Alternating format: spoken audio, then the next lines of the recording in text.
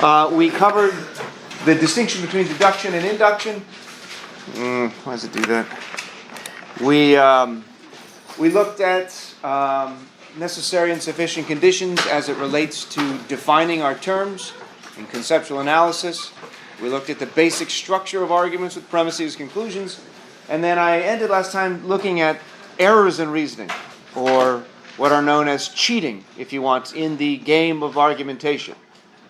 Arguments, it is a game and there are rules to it. If or once you attempt to show that your belief is true, that your opinion is correct, and you offer reasons for it, you've entered the game of argumentation. And you must play by the rules if you intend to continue playing that game. If you have no interest in playing that game, then you ought not be concerned that somebody's called you out on a fallacy. One response to somebody telling you you're guilty of a fallacy is to say, so what? I'm not playing by that game. It's like playing chess. Somebody wants to play by the rules of checkers. You say, sorry, playing a different game. And sometimes that happens. And it's not obvious what we should do in those cases. The immediate response is simply to say, look, if you're admitting that you don't think you need an argument, you don't think you need objective conditions or criteria or premises to support your opinion, then no one is under any obligation to accept your opinion as true until you've given us some reasons to accept it. Failure to do so, it got brighter again, didn't it? It's weird. Failure to do so is simply to say, you're not playing the game? Well, there's not much else we can do. But do not expect other people to accept what you're saying. If you're playing the game, then you have to follow the rules. Fallacies are is a breaking of the rules. Again, keep in mind that people probably do so accidentally. They don't know all the rules of argumentation, so it's a good idea to not start with pointing somebody out, calling somebody out for being guilty of a fallacy. Right? You may have had an opportunity to accuse somebody of a fallacy since last class. And I think I told you last time, don't use the word fallacy. We covered that and all. Do that later on, perhaps, once you've explained what was the error. So, very briefly, we talked about begging the question in the most general terms. That is where you beg us to accept your conclusion, your opinion, but you don't provide us with sufficient evidence, sufficient reason. You've left out a necessary premise. You've included, obviously, false premises or premises that need further support. Your argument is upside down. The conclusion's more obviously acceptable than the premises that are supposed to be holding it up. Or it's arguing in a circle. We can't tell which claim is supporting which. The premise is needed to support the conclusion, but in order for the premise to be true, the conclusion has to be true. That goes in a big circle, arguing in a circle. Straw man. Do you remember what a straw man fallacy was? Yeah? When you take an argument to its extreme and attack that extreme. That's exactly right. You misrepresent someone's argument and attack the weaker version of it, the straw version of it. And I don't know, did we talk about an ad hominem? Ad hominem is one of those few Latin phrases, really just that you should probably know. It's attacking the person. Literally it means to the man. So you can imagine, I present you with an argument, and then you respond by attacking my character, rather than what I've just said. This is a sign that you have no rebuttal, that you don't see or you don't understand my argument, or you don't have a counter-argument or something like that. There's a famous example of this in British law, where they have somebody who presents the case in court, and somebody who did the research. The person who did the research was late to the court case and brings a file that's empty and says to the barrister or whatever, we have no case. Abuse the defendant's attorney, basically. Attack the other position's character, not the position itself. So an ad hominem is where you attack the person, attack their features or something. That is, the point is, it's irrelevant to the argument that they have made. An ad hominem is a response ignoring the argument and attacking the man or attacking the person. And there are a lot of different kinds. The most common is ad hominem abuse. The New York Times months ago started collecting all of the examples of ad hominems used by a particular politician. And they had accumulated over 250 of them. And that was months ago. They've increased in number by this particular politician. If you want to know more about that, you'll just look up ad hominem attacks. and list on New York Times. A very common one that's kind of confusing is where I present an argument and then you attack that argument by saying, wait a minute, you're being inconsistent in that you're not holding the same view you held last time. Therefore, your current argument can't be any good. That's called an ad hominem inconsistency. And in that video, I suggested you look at, last time, there's an example. Maybe I told you this of my son, which will imagine this story. I'm talking to my son, telling him, look, you shouldn't do heroin, son. It'll cause you to get addicted. You'll lose your job and your friends. He's 6, so he's already got lots of friends and a job. Don't do it. It's going to end up killing you. It's a terrible idea. To give him all these reasons. But then Milo says, but Dad, you're shooting up right now, or whatever it is you do with heroin. And I say, yes, that's true. But that doesn't make my argument any weaker. For him to say, your conclusion no longer follows, it's not true that heroin is bad, since you're doing it yourself, or rather, you're not practicing what you preach, therefore your argument's no good, that doesn't follow. I might be inconsistent. I might have a double standard. That doesn't mean my argument that he shouldn't do heroin is no good. Do you understand? When the United States argues that Iran shouldn't have nuclear weapons, and they present arguments for it, not surprisingly, Iran responds with, wait a minute, who's the only country that's ever used nuclear weapons on human beings? And who is it? The United States.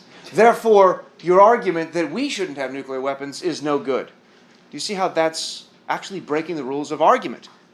You are engaged in an inconsistency ad hominem. You're saying, since you're being hypocritical, your argument is no good. That doesn't follow. The argument that Iran shouldn't have nuclear weapons could stand on its own, even though the person making the argument is hypocritical, engaged in double standards, or not practicing what they preach, or something like that. Notice the argument should be separable from the individual making it. Does that make sense?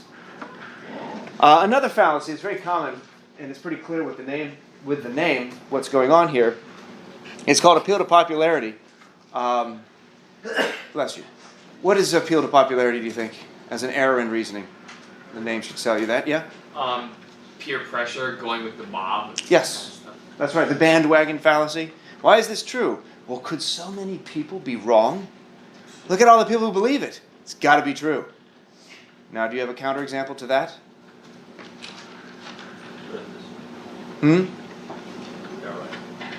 What's a counterexample? Is there a point in history in which a lot of people believed something? Maybe everyone believed it. People believed that Earth was flat. They did believe it. Let's imagine everyone in the world believed it was flat. Although if you go back 2,000 years ago, Aristotle had pretty good arguments that the Earth is not flat. It's in fact spherical. But what if everyone believed it, and everyone really, really fervently believed it? Does that make it so? Was it true when the majority of people believed the Earth was flat? Was it true at that time that the Earth was flat? Or, a better way of saying it perhaps, it was true that most people believed the Earth was flat, but the belief is false. That's a better way of putting it. The number of people believing something has no bearing on the truth value of those claims. Doesn't matter how many people believe something. That's irrelevant. Unless, of course, it gets complex here, the majority of experts in a particular area about which we're reasoning believe something. That's actually sufficient justification for perhaps believing it over just the vast majority of people. If 98% of climate scientists think that, reason that, argue that global climate change is happening, global warming is happening, or global weirding as it's called now, I think, that's pretty good reason to think that it's happening. Not 100%, because it's appealing to authority, which is inductive, which is merely probabilistic, but it's pretty good reason. If the vast majority of humans generally, think that aliens built the pyramids, that's not enough for that claim to be true. We wouldn't want to base it on that. And related to popularity, appeal to common practice and tradition, those are oftentimes connected together. Why are we doing this? Why is this acceptable? Well, because we've always done it. It's tradition. That's rarely ever sufficient to maintain a particular practice, because it might be a practice that's harming other people. And if you're justifying that by simply saying, well, we've always done it. We've always paid women less for the same job, who have the same characteristics and background and education and experience. We've always done that. So why would we change it? That's not a very good argument. Appealing to common practice is typically insufficient. That's a case in which the conclusion would not follow. I only have two more I think I'm going to cover. Misplacing the burden of proof. When I have the burden, I have the job, I have the task of showing or demonstrating that something is true. When I misplace that burden, I'm putting it erroneously on someone else. I'm cheating by saying, you do the work, you take on the burden, when I'm the one that's supposed to take it on. So where does the burden of proof lie? There are three general conditions to help us, and they're not hard and fast rules to this, burden of proof. Typically, the person starting the conversation has the burden of proof. If I'm presenting a case for something, if I'm the one that starts the conversation, I have the burden to demonstrate the truth of my claims. If I'm making the positive assertion that something exists rather than something doesn't exist, because it's a lot easier to prove that something exists than that it doesn't. In fact, in some cases, it may be impossible to prove a negative. It's not always impossible to prove that something doesn't exist, but it's a lot harder than proving something does. So typically the burden rests with those who are putting forth the positive claim. But, go back to the first condition, if I'm starting a discussion and I start with, God does not exist, prove me wrong, that's misplacing the burden of proof. Even though I'm defending a negative claim that God doesn't exist, so typically the burden would rest on those who argue God does, given that I'm starting the conversation, I've got the burden to show that God doesn't exist. And notice what I just said. God does not exist. Prove me wrong. It's not really a separate fallacy, but it's almost always included with it.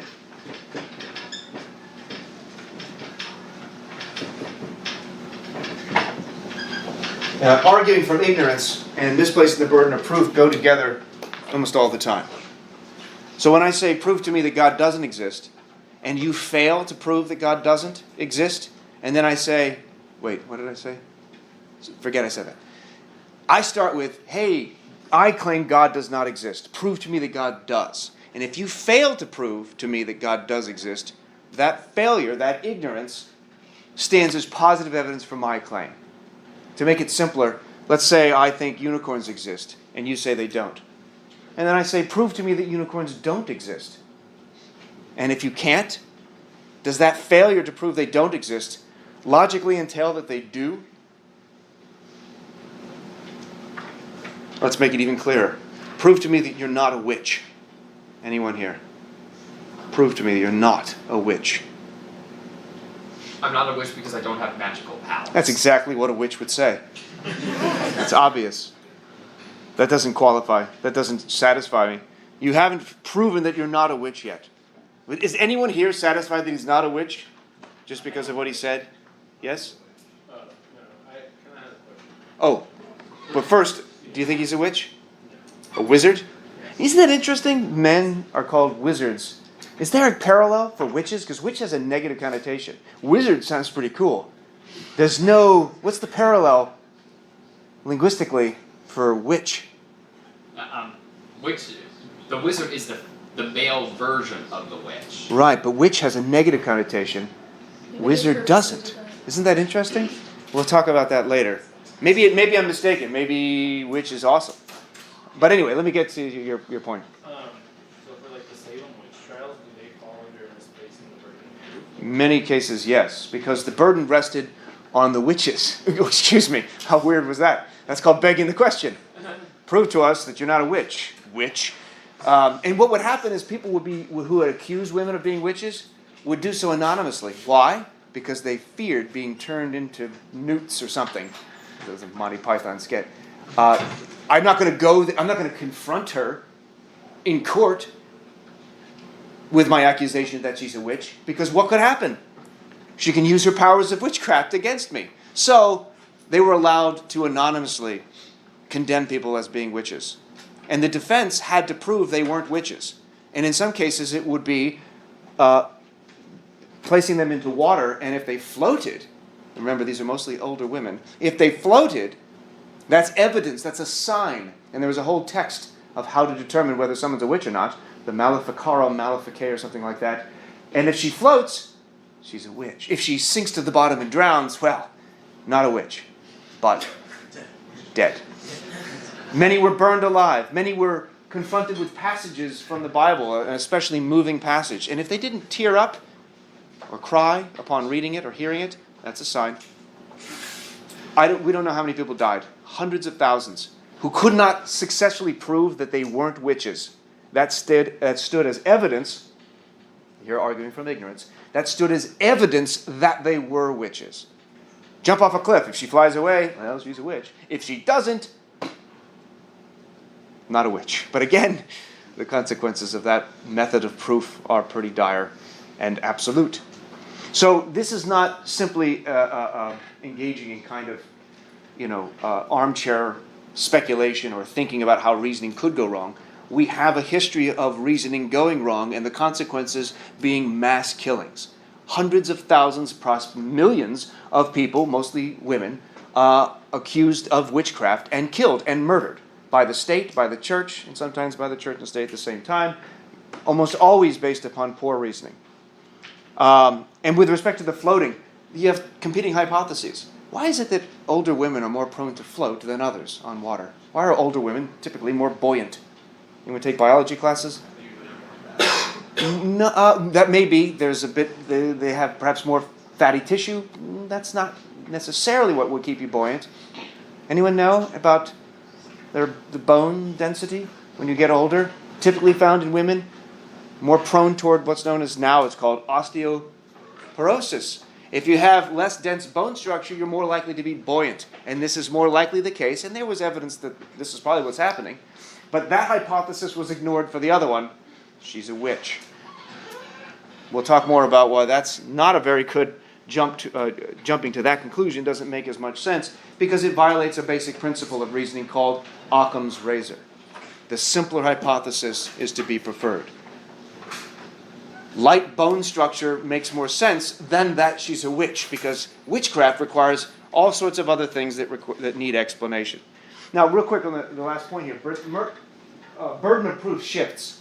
So I put forth my case, and then you respond. So the burden shifts to you. When Darwin was writing his Origin of the Species, was defending his view of evolution, for example, he had the burden of proof. Within the field of experts, his view was new, and it was not widely accepted. 160 years after, with the accumulation of evidence, the burden of proof now rests on those who argue against the theory of evolution. It doesn't mean that they're wrong just to have the burden of proof. It just means the burden has shifted in that sense. And it goes back and forth. And then the last one I want to talk about is the slippery slope. You've heard this phrase, I'm sure, a few times before. It's also known as the domino fallacy. And you get a sense of what it is when you think of it in terms of if this happens, or if this passes, or if this is true, then the next thing you know, this terrible, terrible thing is going to happen. And it's almost always Armageddon. Get done. I don't know. So, I think that's it. If this bill gets passed, or doesn't get passed, then it will be Armageddon. Now, I'm not exaggerating. That's a quotation from multiple politicians about all sorts of things. They use the word Armageddon, which is, by the way, what? What's Armageddon mean? End of the world. End of the world. Armageddon is the end of the world. If Obamacare passes, it will be the end of the world, as we know it. If it doesn't pass, it will be Armageddon. It's a fallacy because you fail to show how this one domino falling will lead to this one falling at the end. Knocking over that one domino has no connection to this one. You haven't offered the causal links between or among the dominoes, or in this case, the necessary claims. Right? A slippery slope fallacy. If we allow same-sex marriages, what's next? And that's a hint that you've got a slippery slope. What's next? Or the next thing you know. What's next? People marrying their pets? Now that's a direct quote from a politician. If we allow same-sex marriages, then people will be marrying their pets. There's no link between those two claims. Is it true that people will marry their pets if same-sex couples are allowed to get married? Maybe. But we don't know because no evidence is offered there. What evidence could you give that allowing same-sex marriages will lead to people marrying their pets or their toasters? I don't know why toasters comes up. You'll marry your toaster. That's not, I don't want to say it's an argument because it's not offering evidence. We will avoid that insofar as it's being a fallacy by simply linking the claims together. Here's why if we allow this, it will lead to this terrible thing. And slippery slopes almost always have a terrible thing at the end. So you avoid that fallacy by making the connections. It's also known as a domino fallacy, as you get a sense of why that might be. Let's see. There's a ton more. If you have the chance, if you have the time, you can find fallacies all over. There are hundreds of them, many ways of going wrong. Here are just a few of the very common ones. As we go through the semester and we see more of them, I will point them out as we go. Yeah. Could you explain the appeal to common practice? So appeal to common practice is akin to, or maybe part of the larger category of popularity. All of my friends were throwing globes off of the roof at passing cars. Everyone else was doing it. It was common practice. Therefore, that's why I did it. Which is a weird thing to say. That happened when I was a kid. Friends of mine jumped on a roof of a school and started throwing stuff off the roof at cars as they were driving by. Ridiculous. It's very fun. For them. It looked like they were having fun. It's common practice to engage in this. Because so many people do it, it's acceptable. It's common practice to eat animals. Therefore, it's acceptable to eat animals. Morally or something like that. Is that enough to say it's right? Is it all right to eat animals? Well, look at 98% of Americans eat animals, so yeah, I think it's all right. Why is that not sufficient to justify the claim? That's similar to appeal to popularity. So common practice or tradition. It's tradition to do this behavior or whatever. Right? It might be common practice or tradition to engage in female circumcision. Some prefer the phrase female genital mutilation. When you call it that, it entails you probably don't think it's a great thing. And so what if it's common practice? So what if it's tradition?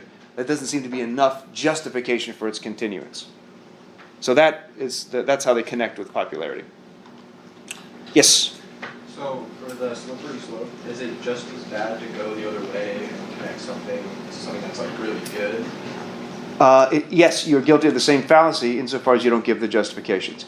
So maybe those commercials that tell you to buy cable or dish, I don't know which one. I mute all my commercials, so I don't know what's going on. But I'm told that that's a great example of a slippery slope. They can go both ways. That's right. So, do you know what I'm talking about with the commercial? The one with the guy who's like always like mayhem? No, I don't. Maybe. I don't know. The one where he's always messing stuff up? Yeah, he gets electrocuted or something. Yeah, I don't think that's maybe that's it. For the car insurance? I thought it was one where don't be a dish head, buy this product because if you don't, here are the things that'll happen to you, and you end up on a ditch, dead. I don't know. Nobody knows what I'm talking about? I think DirecTV has one where like people are getting like electrocuted or they like certain bad things to happen, and then it's like, oh, buy DirecTV, and like because you like normal stuff. I don't know. No, I don't think that's it. Wait, I didn't hear the first part. You're just like, yeah, there's one that's like a perfect slippery slope. I think it's DirecTV though. Oh, so that is that same commercial. It's not one where it's like bad things happen to people a lot. Okay. When you see the commercial, you look at it and say, oh, I see, that's why this is slippery slope. Because actually, that may not be a fallacy because it seems like they show you, here's what happens next. But they have to give reasons for why this thing leads to the other. Why does this domino knock down this other one? Why does this claim lead to that claim? Why would you end up on a ditch for not getting this particular product? It seems unlikely. But they do actually show that in those kind of commercials. They do give you the causation page. It's like, if you don't buy DirecTV, you lost it, or you can't relax after work. You can't relax after work. You get angry. You go drive off a cliff. Exactly. There you go. I get angry all the time. I don't drive off cliffs. So there's still a slippery slope. But I get you're saying they do further than just the domino and then the end. They add some dominoes, but insufficient number of them. And that could go for both positive conclusion in the end. It's just usually it's the negative. So that's a good question you had earlier. All right, so what do you do if you hear someone, a loved one perhaps, guilty of a fallacy? Well, say something. I mean, don't let them continue with the poor reasoning. Yes? You show them their argument, but you lay it out differently so that they can see, like, maybe they can notice what they did wrong. And hopefully they will come to the Yeah. recognition.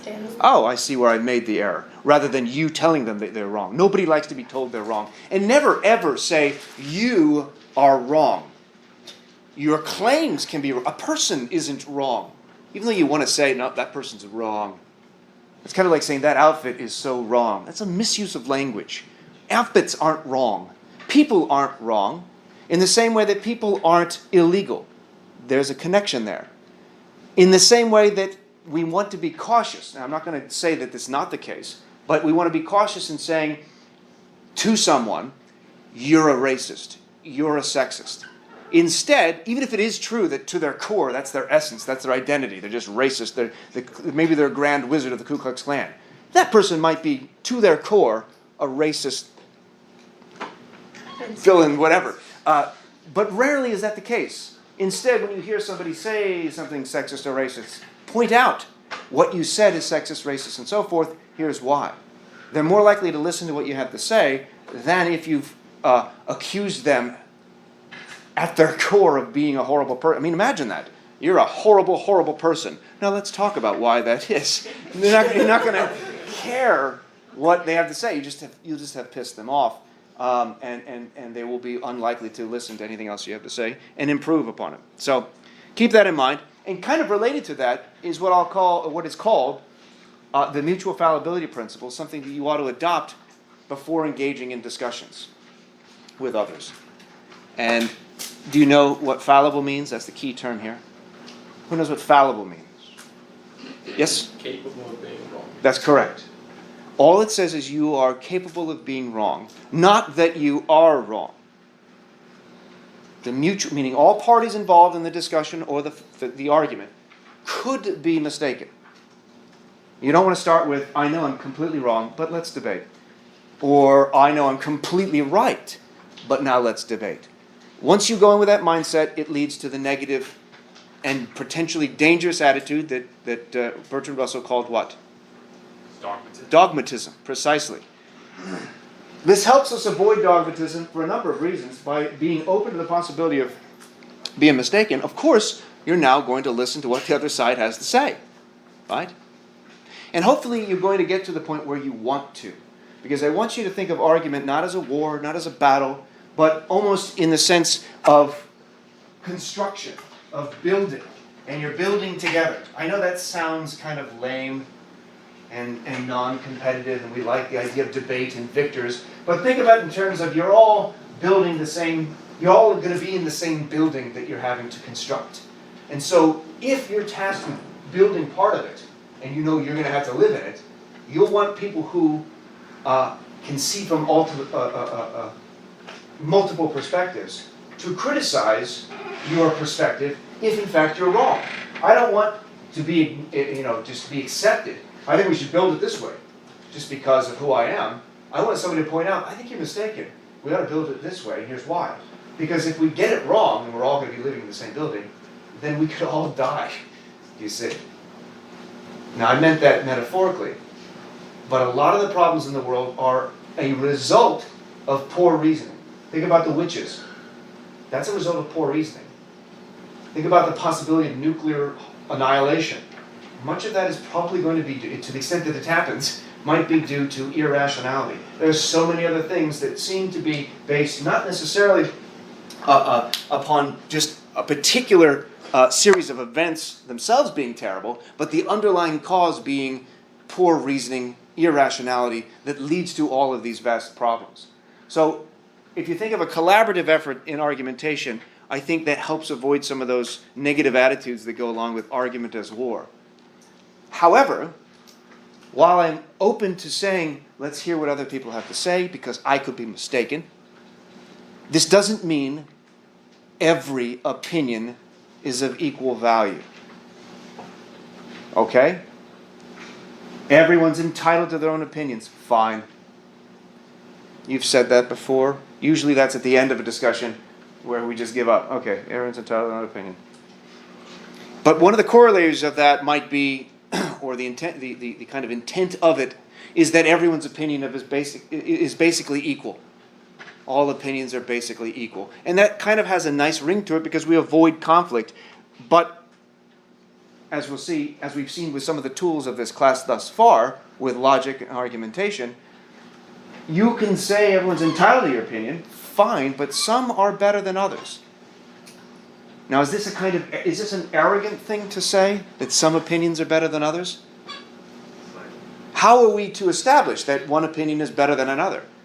If we're true relativists, a term we'll come back to again and again, truth is relative to the particular individual, to the group, or whatever, and there's no absolute or condition outside of the cultures from which we can judge which one is correct or which one's wrong, then it implies all opinions are of equal value. But we don't actually believe that, it seems. Because some people might have more justification or they might be better justified or supported opinions. Right, So if right. they have more reasoning behind it, it might be better than someone who just believes something for no reason. Right. Or you could have the same belief, but one is backed up and justified. Remember the example of poking puppies in the eyes? Or did we talk about it in this class? Yes. One of you came up with that terrible example. And one of the justifications for not poking puppies in the eyes is that they have souls. Well, that's one, but maybe we want to go with a better argument and say, well, no, we have a basic normative or moral principle. It's wrong to harm unnecessarily any sentient being. Puppies are sentient beings. Poking puppies in the eyes harms them. Therefore, it's wrong to harm sentient beings. That's a different claim than that they have souls, which requires a great deal more argument, and therefore is left unjustified, because it begs the question. How do you know puppies have souls? That was one of your premises, and yet is unsupported. So in that case, while the opinion's the same, don't poke puppies in the eyes, that doesn't mean that you have knowledge. That doesn't mean you have justification. And that's what tells us that some opinions are better than others. And the last part of this, and we've already touched on this with strawman fallacy, these are two basic principles, two basic logical virtues you want to keep in mind when you're engaging in philosophical argument or argument generally. So when using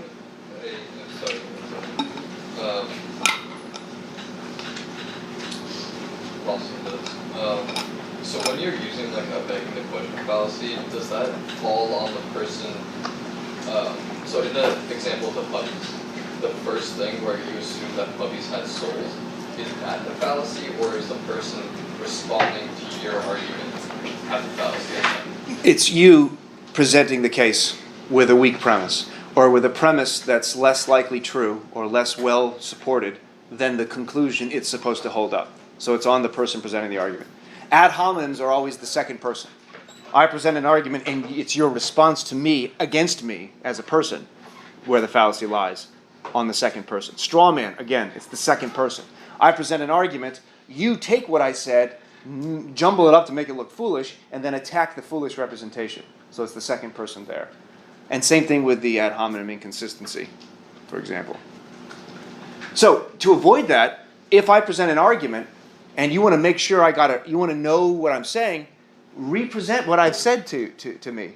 Say it back to me. And if I'm not there, or if the person who presented the original argument isn't there, you're going to have to sometimes fill in, because we don't make explicit all the relevant premises. Sometimes we just leave that out in everyday conversation. So you have to fill in. And when you fill in those blanks, when you fill in those premises that you think the person was intending, you need to be faithful to what they're intending, as far as you can tell. Here's what I think they were trying to say. And in adding claims or removing claims, be charitable in the sense that you're presenting their case in the strongest light you can, given what you've heard from them.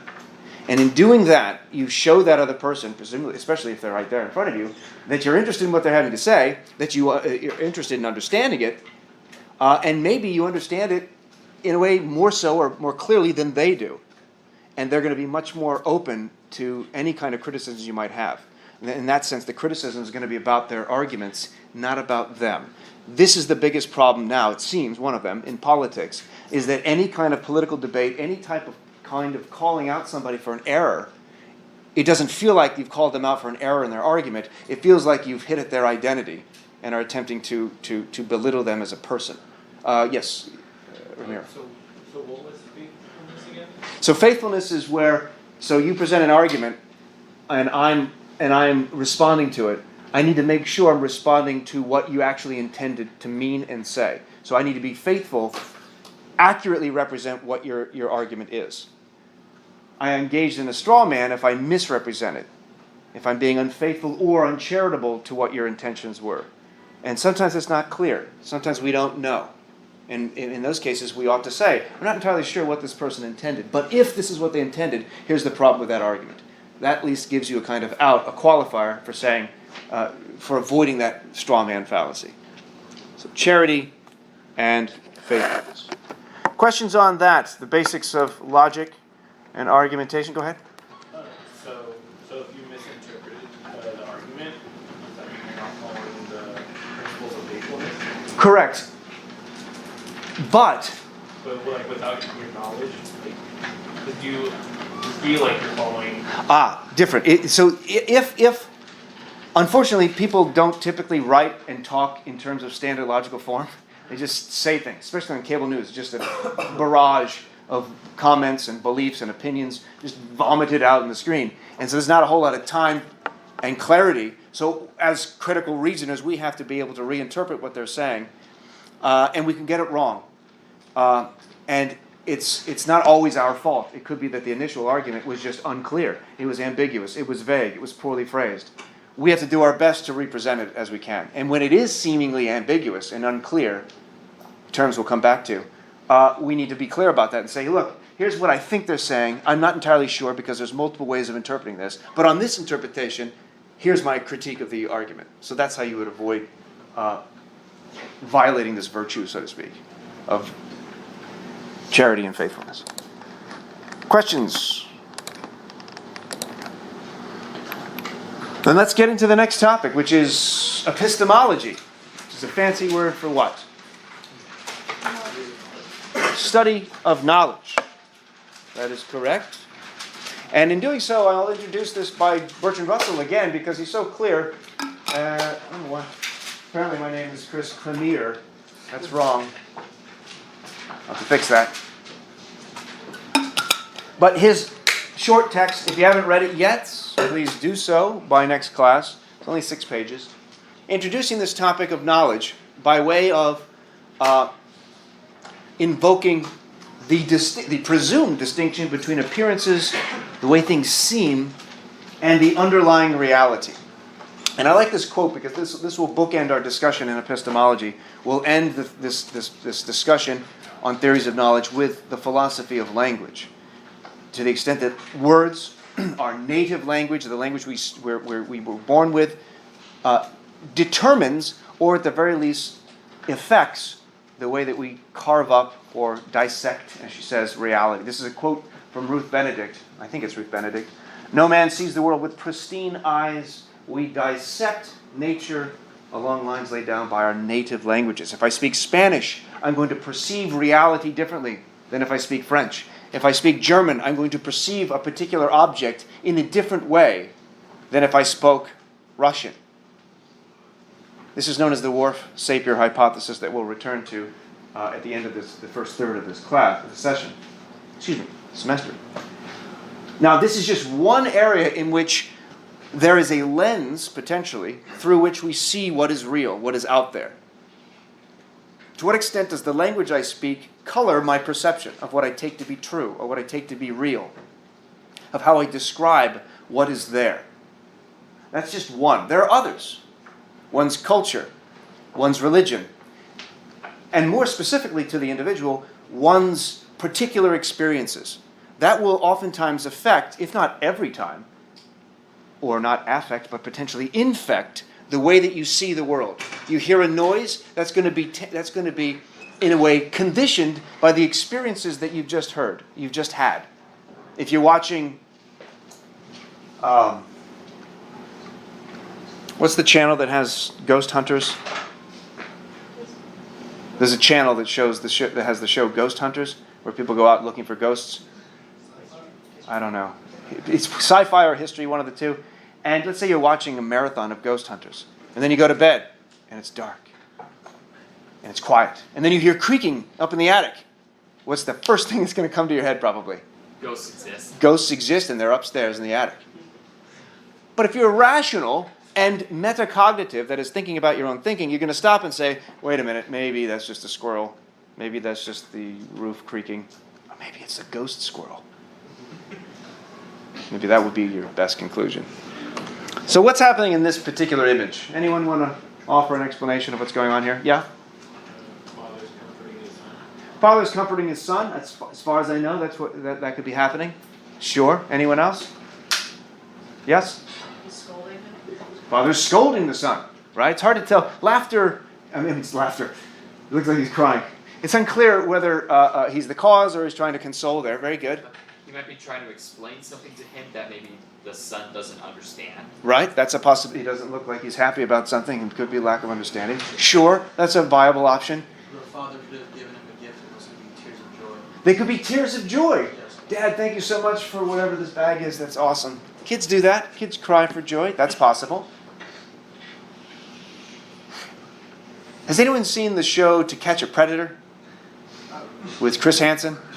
Just to give you a background on that. Chris Hansen, I don't know what channel that's on, but it's a weird show because what they do is they have actors, adults, pretend to be children, right? And this is serious and awful stuff. They pretend to be children to see if there are child predators out there on the internet who will try to contact them and meet them.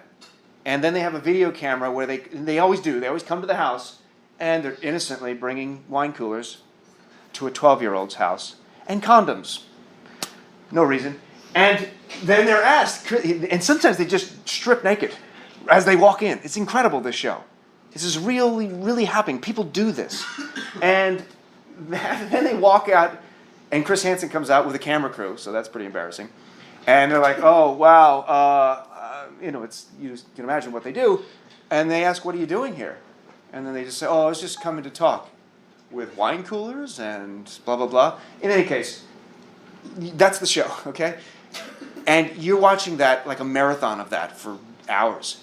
And then then you see this image pop up. What's the first thing that's going to come to your head?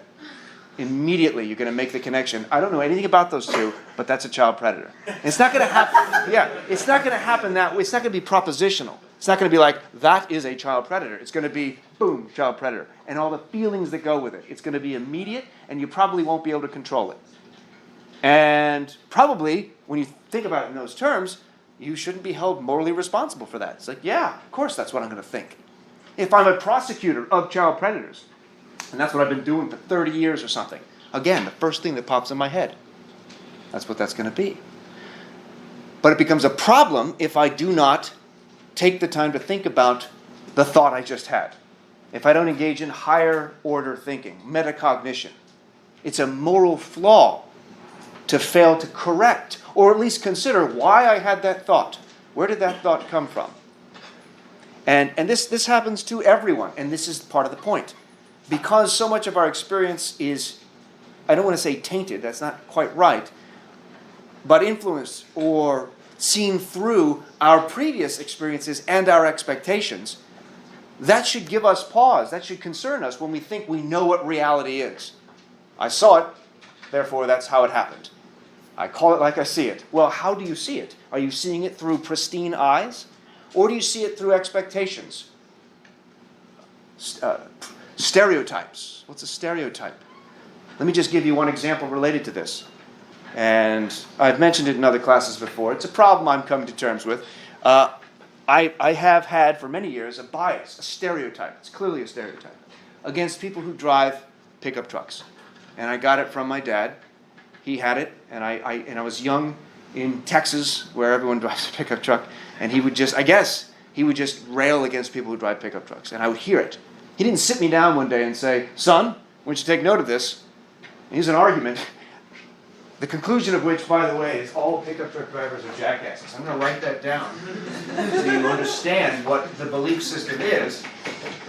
All pickup drivers are jackasses. Now, what's a jackass? Don't worry, just yet. That's part of the problem with stereotypes.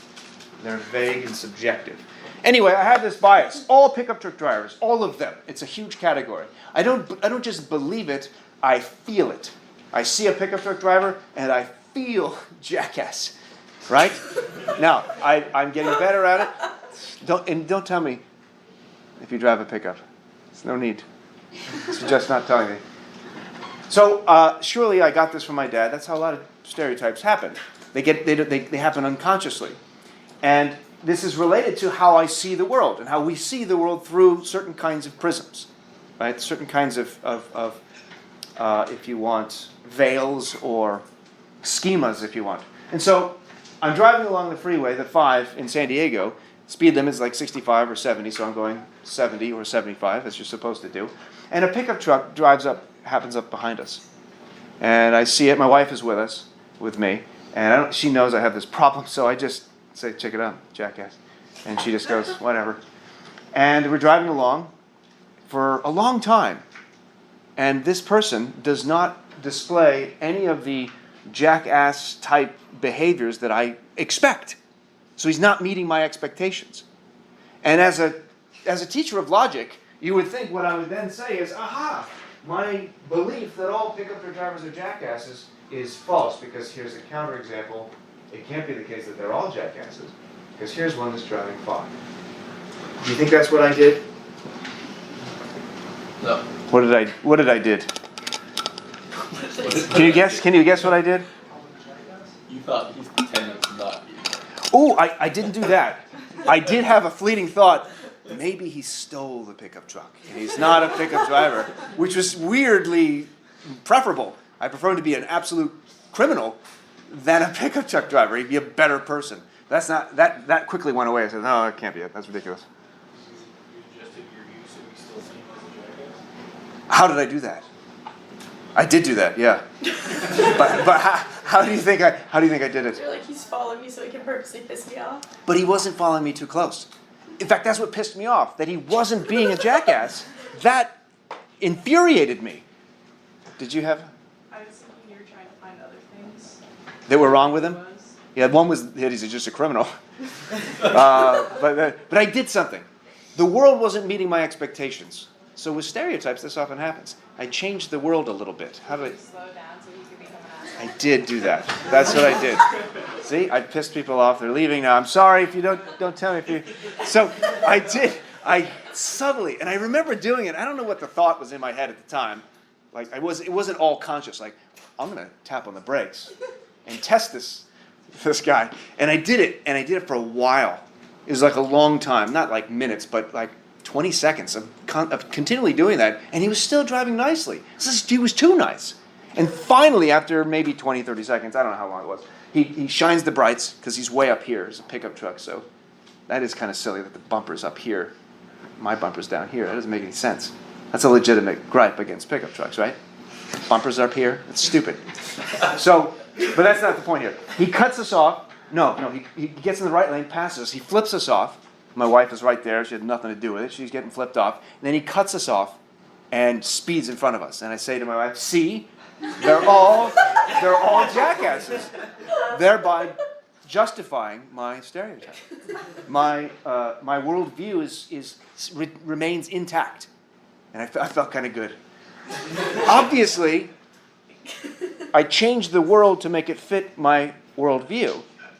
Not the other way around. The rational thing to do is to say, oh, here's a mistake. That's what's interesting about stereotypes. They're not simply irrational. They're not simply errors in reasoning. If they were, we would just fix them. But I've had this bias for years, and it hasn't gone away. I still see pickup trucks, and I go, oh. But then I catch myself. Why did I have that thought? Not everyone who drives a pickup truck is a jackass. And sometimes my son Milo has to catch me, which is embarrassing. Your 6-year-old's correcting your road rage. More to the point with respect to this example, apparently at one point I was cut off by one of those little cars about that big. The Geo Metro, the Is that Geo something or other? Really small one. Smart car? Not the smart car. It's bigger than that. It's a Fiat maybe? I don't know what. I didn't know what it was, but it's very small, but big enough to see. And it cut me off, and my wife was looking at me saying, "Why aren't you enraged? Didn't you just see that car get?" I have a road rage problem, by the way, but I ride my bike to work now, so it's better. Didn't you see that car that just cut you off? And I truly did not notice it consciously. It did not even register my awareness. Now I saw it, but it didn't fit my worldview. I have no bias against people who drive Fiats or Geo Metros or whatever those little cars are. I don't see them as jackasses. And so in some cases, I don't even see the infraction. That shows you that what you expect to see plays a pretty big role in what you actually see. And this is true with visual illusions as well, right? We see that there's a circle there, but of course the reality is that there is no circle. We're so prone to seeing straight lines and perpendicular lines that we come to create, our brains rather, fill in the data that is not there so that we can make better sense of the world. It's so interesting. We have appearances that are not accurately representing reality, and our brains are giving them to us. There's a lot of examples of this with illusions. If I could, in fact, in some cases, psychologists will prime people to think about a vase by using words like flowers or whatever, or think about faces by using makeup or whatever, and they will claim to see either faces or the vase, in this particular case, based upon the priming expectation. That's because these objects are ambiguous. There's more than one way of perceiving them. This Necker cube is another example. There's more than one way of perceiving this object, although the object isn't changing in any way. It's a two-dimensional object that presents the illusion of three dimensions. Relevant to our discussion here, for instance, the face of it that's closest to us at the moment, at least for me, is the face A, B, C, D. That's the one that's sort of looking out this way, pointing toward us, by the illusion. You can shift that. You can change it. You can make it appear that the object is now different. Although, of course, nothing in the object is changing. Something in your brain is changing. The light's bouncing off the object in the same way for all of us. It's hitting our rods and cones. It sends signals back through the optic nerves and so on. And so at some point it gets inverted, which is fascinating. And now it's shifted. And you can't consciously do it. You just kind of have to look at it and wait for it to happen. It's not doing it. It's done it. So E, F, G, H now. It's true. I'm not lying. I could have just made that up. You wouldn't know. But E, F, G, H is now the face, relatively speaking, that's closest to us. Do you see it's kind of coming out that direction? And you can shift and oscillate between those two views very, very quickly. You can't see them both at the same time. What is it that is the true nature of this cube? Don't do it for too long. You'll go insane. But it is neat. Necker cubes are really cool. Let me shift it one more time just for fun. There it goes. It's gone back. The object's not changing. There's a change, it seems, in your head, so to speak. And you see this with other illusions. I'm not going to go into great depth here. This is the old lady and the young lady. Can you see both of them? If you can't, just look that one up.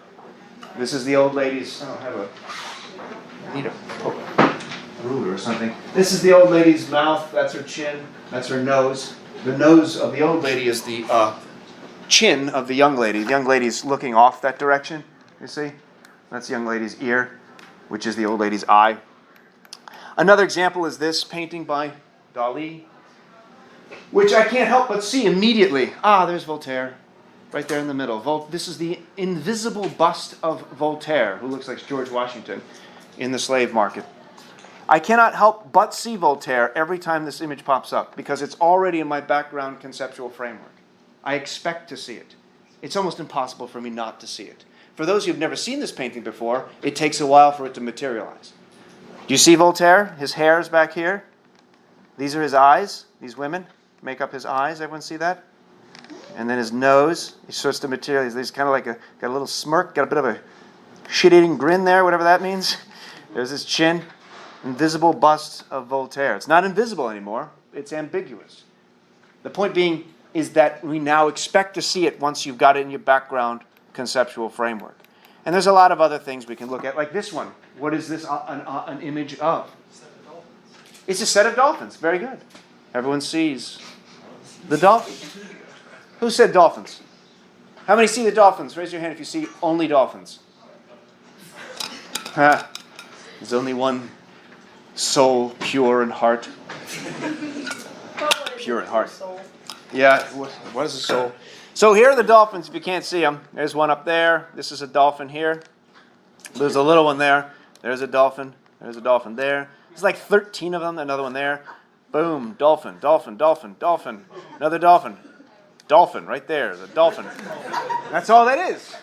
It's your problem. What else do you see? If you ask 3-year-olds, the age varies, they will tell you they see dolphins. Is there anything else? No. Why do you see other things than dolphins? Why do you not see dolphins at all initially? And I'll answer it for you. Too much porn. For all of you, except for one person. Where's the one person who didn't watch porn? Good for you. Obviously, you've seen too much, and all you see is a loving couple procreating. That's what that is, obviously. But there are dolphins there because we have, in our background expectation, we have so many other images of this that it primes us. And so these are maybe anomalous cases, but there are many, many other cases we can look at in everyday experiences, right? In particular, we can look at one visual representation overriding how something tastes. We can be wrong about something in its taste. Years ago, they changed the label of the Sprite can. They made it more green, more lime looking. And people complained. They said, why did you change the flavor of Sprite or 7-Up? I don't remember which one it was. It doesn't matter. They're exactly the same thing. And they didn't change the flavor. They didn't do anything to the syrupy stuff. They just changed the label. So the visual representation overrode how it tasted, right? That played a role in a kind of illusion. And people complained. Then they changed it back, but they made it too yellow. And they complained again. Now it tastes too much like lemon. But again, no changes were made in the actual flavor of the material. And so what we expect to see oftentimes can influence what we actually do see. And I think there was a couple other things. Oh my gosh, we're going to be running out of time. Let me jump to Russell's arguments now. We have until 2:02, right? 2:05. I'm sorry, 2:02. It's absurd. 2:05 makes sense. So I want to wrap up I want to introduce a few things here and then have room for a brief quiz at the end. So stop me at, so we have about 12 minutes and then we'll do the quiz, okay? Everyone cool with that? I know you're not cool with the quiz, but they should help your grade, in fact. And they should be fun. All right, so Bertrand Russell in his Appearance versus Reality, he's introducing this problem. That it's not so obvious that what you see is what you get. It's not so obvious that simply by seeing something is sufficient to constitute knowledge. That the way something appears to us is enough to justify that we know something. The assumption here is that there is a seeming, an appearance, and there's an underlying reality.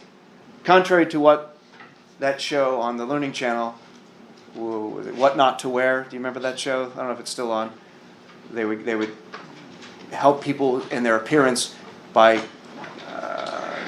buying them expensive clothes and makeup and all of that. And one of the things they commonly said in that show was, appearances are reality. There's no division between the two. The way things appear, that is reality. If you're going to appear a certain way, that's the reality. You can judge a book by its cover, that kind of cliche. Russell is disagreeing with that. And I love the example he uses, depending upon who we're asking. What is the table? How do we get to the real table? Is there a real table beyond the appearances? Because when I look at a table, from one perspective, the color will look different if I'm over here than over there. The light's going to bounce off in it a different way. The shape of it might, in fact, also be different. He talks about tactile as well. The feeling of it, depending upon what part of my body I use to touch it, is going to be different. If I'm looking at it through a microscope, do I now have access to reality in a way that seeing it with my eyes alone simply fails me? What is it about having a telescope or a microscope that improves our understanding of what is true, what is real? And what about painters? Do the painters have a better understanding of reality? Or, as Russell, I think quite brilliantly puts it, are they better at forgetting what reality is and focusing only on how things appear to us? I should use an image of Monet's paintings where the Impressionists are trying to get at how the world seems to our conscious experiences, which admittedly aren't always connected to or overlapping with how things really are.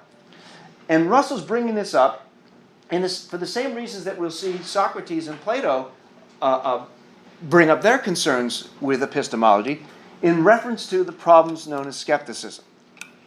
And a skeptic is an extreme skeptic is someone who what? Believes in not knowing. Believes in not knowing, or that we cannot know. We cannot have justification for the things that we claim to know. We just can't know them. And there's a lot of ways in which this skepticism can work. We could be looking at perception, which is a very common empiricist view of how we come to know. The problem is, it's too easy to throw this out because there are too many instances in which our perceptions have been mistaken. And we'll return to this when we look at Plato and that reading for next time, the allegory of the cave. You can give examples in which your perceptions have been wrong, obviously. Right? Correct? Simple examples where if what you see is what you get, then that pencil is bent. If my perceptions, if appearances are reality, well, then it is reality that pencil is bent. But that's absurd. We know, in fact, that appearances can be deceiving. That the way that light bounces off the water gives the appearance, in this case, if you want, the illusion of a bent pencil. In reality, it is not. We can give other examples. I like the allegory of the elephant and the blind men. They're feeling something. They all have a limited perspective based upon mere perception of what an elephant is. An elephant can't be a rope and a wall and a fan and a spear and a snake and a tree all at the same time, you see. So individually, we have a limited capacity to come to what is real. And if you put all those together, you don't really get elephant. It isn't just a matter of combining what individual perceivers take in with their perceptions. That seems to be, on the face of it, insufficient. We'll see whether or not that's the case. So Bertrand Russell is not a skeptic. He's just showing how the problems dealing with appearance and reality can lead, potentially, to skepticism. Then there's testimony, another source of knowledge. How do I know? I know it from seeing it. I know it from feeling it, hearing it, tasting it, and so on. We also know things from what other people say. In fact, that's perhaps where we get most of the things you claim to know, from the testimony of other people. So we need to figure out, well, are the people trustworthy and are they reliable? Are the claims reliable? Excuse me. Those are the two initial instances we have to address. And that pushes us back to other areas of where we get information. Right? That pushes back, how am I going to establish that this person is trustworthy? And even if they are trustworthy, they could still be mistaken. And so if you look at so many of our disciplines, history, for example, is almost entirely dependent upon secondhand stories or the testimony of other people.